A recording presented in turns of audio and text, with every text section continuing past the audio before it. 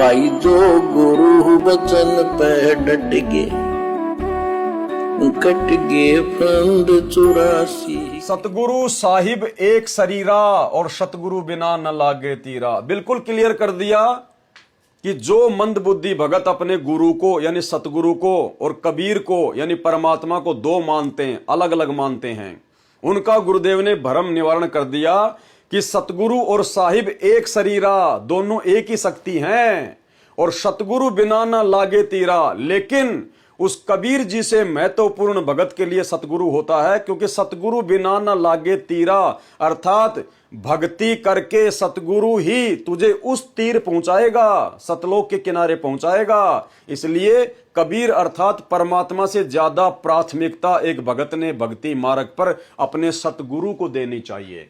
सतगुरु साहिब एक शरीरा और सतगुरु बिना न लागे तीरा, यानी सतगुरु के बिना बात नहीं बनेगी। सतगुरु बाण विहंगम मारे और सतगुरु भवसागर से तारे। सरलार्थ, जो सतगुरु मुझे मिले थे, कौन कह रहे हैं? गरीबदास जी। जो सतगुरु मुझे मिले थे उनका तथा सत्य पुरुष का एक जैसा शरीर है। ये उनको कैसे पता? क्योंकि वो स्वयं उनके साथ में गए थे, डबल रोल में सतलोक देख के आए थे।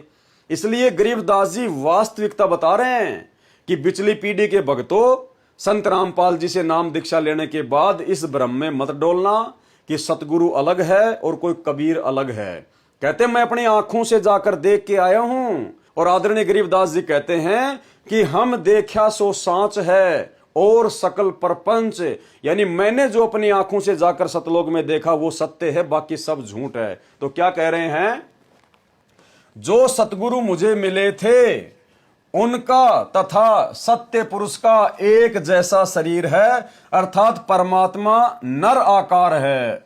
नर आकार यानी नर आकार, नर यानी मनुष्य, इंसान जैसा है। अब एक चीज आपने गौर की होगी भाई और बहनों, यहां पर एक शब्द है मैं। ये मैं शब्द यहां पर क्यों लिखा गया है, जबकि इस मैं शब्द का तो इस लाइन में कोई जिक्र ही नहीं है। देखो क्या है, सतगुरु साहिब एक शरीरा और सतगुरु बिना न लागे तीरा। तो वाणी का क्या अर्थ है? जो सतगुरु मुझे मिले थे उनका तथा सत्य पुरुष का एक जैसा शरीर है। अगर आप इस मैं शब्द को साथ में लोगे तो ये वाणी समझ में नहीं बैठेगी। जो सतगुरु मुझे मिले थे, मैं उनका तथा सत्य पुरुष का एक जैसा शरीर है। तो ये मैं शब्द लिखने वाला कौन है? इस वाणी का सरलार्थ कौन कर रहा है? इस वाणी का अनुवाद कौन कर रहा है? सतगुरु रामपाल जी परमेश्वर। तो यहां सतगुरु रामपाल जी परमेश्वर अपने लिए लिख रहे मैं कि जो सतगुरु मुझे मिले थे, मैं उनका तथा सत्य पुरुष का यानी संत रामपाल जी का तथा सत्य पुरुष का एक जैसा शरीर है। परमात्मा निराकार है, यानी यहां गुरुदेव गुप्त रूप में अपने आप को परमेश्वर सिद्ध कर रहे हैं हम भक्तों के लिए। तथा जो काशी में जुलाहा कबीर नाम से प्रसिद्ध है वो कौन था? कह रहे मैं था वो संत रामपाल। वही स्वयं सत्य पुरुष साहिब है। कौन? मैं। वही संत रामपाल जी स्वयं सत्य पुरुष साहिब है। ऐसे सतगुरु बिना सत्य भक्ति का तीर नहीं लगता। किसके बिना? मैं यानी संत रामपाल जी के बिना। ऐसे सतगुरु बिना सत्य भक्ति का तीर नहीं लगता, अर्थात जन्म मरण सत्य साधना रूपी शस्त्र से नाश किया जा सकता है, जो सतगुरु ही प्रदान कर सकता है।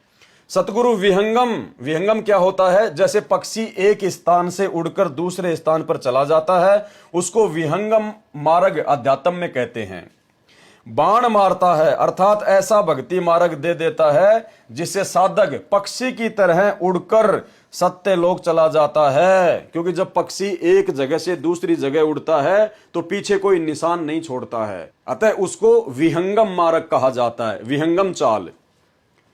तो क्या कह रहे हैं? अर्थात ऐसा भक्ति मार्ग दे देता है जिससे साधक पक्षी की तरह उड़कर सत्य लोक चला जाता है। इस विधि से सतगुरु जीव को संसार सागर से पार कर देता है। भाई जो गुरु बचन पे डट गे, कट गे फंद 84 के, कट गे फंद 84 के, कट गे फंद 84 के।